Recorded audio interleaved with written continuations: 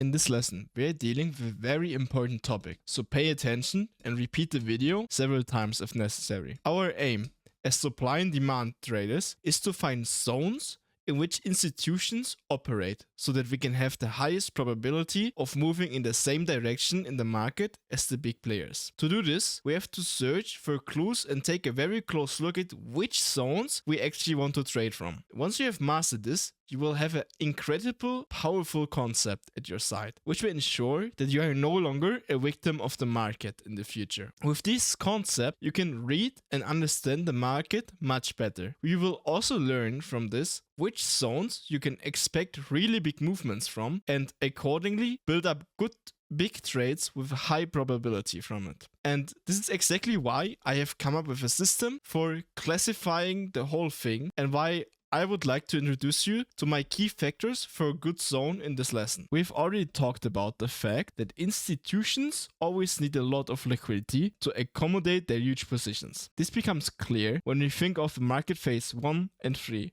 The accumulation and distribution. In these phases, we often see a lot of up and down in which the market picks up liquidity, always piece by piece, so that these large participants can somehow get their positions in the market. That is why it is extremely important for us, especially in such areas, to make sure that the zone from which we are trading swept liquidity. So basically you could say that a liquidity sweep is the fuel for a big move. So the market has to deliver the sweep. Think of a rocket. The rocket has to refuel before it can take off. This is the same principle here. And this is exactly what we take advantage of by waiting for the sweep. Later on, there are also areas where it's no longer necessary to wait for a sweep, but we focus on these zones right here, where a sweep happens. Our second criteria is strength. A good zone should of course show strength.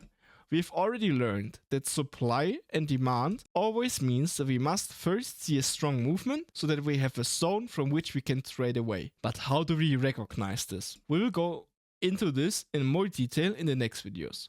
But let's start with one thing first. The easiest way to measure strength is through a break of structure. Whenever a break of structure occurs, one side was stronger than the other. And that means if we take criteria number 1 into consideration, that a strong move moved us, from example, from a demand zone through a supply zone, and thus we broke the supply zone. This means that the side has already proven its strength and we have an indication that this zone is good for us. So we've already ticked off half of the boxes. The third criteria is that there is liquidity in front of this zone. Liquidity is the same idea as before. We want to make sure that the market participants sweep liquidity and only then enter. They probably have to split their positions, so the probability is very high that in accumulations and distributions, they need a lot of liquidity to split their positions up. And that's why we only want to get in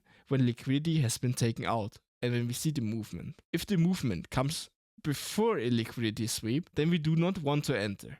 But here, we should wait until the sweep actually occurs. The motto here is, your stop loss is my entry. The idea behind this is that if someone runs into this stop loss, then we have the liquidity that we need for our movement. The last point here is freshness. Freshness simply means that the zone is really fresh and that we have not yet seen many returns to it. Because the more often the market runs into the zone, the less likely it is that this zone will actually hold. We will also take a closer look at this topic as I have a more in-depth video planned. For now, the important thing is that we only ever want clean new zones because they deliver the best results. So we have these 4 factors we use to determine a good zone. But let me show you a theoretical example. We have a long structure here. We see the market moves up and we build a temporary top. This temporary top gets swept. So we have the first liquidity take there. We also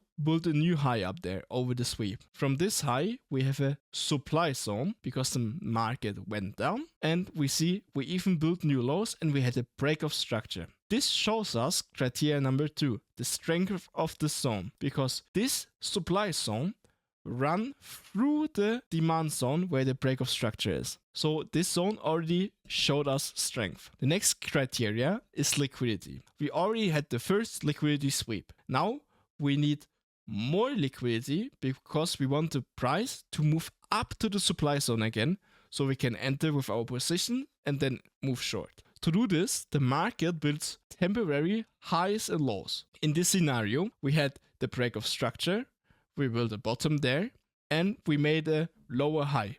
This lower high is only there to build up liquidity above it, because after it we see the market ran down again, but after it we went above this lower high and we took the liquidity from it. Here point 4 comes in. We have to first touch into the supply zone, so this zone is really fresh, and as we can see here, all 4 criterias are valid, and therefore this would have been a very good trade to take. In the next video, we will take a closer look at the strength of a zone. See you later.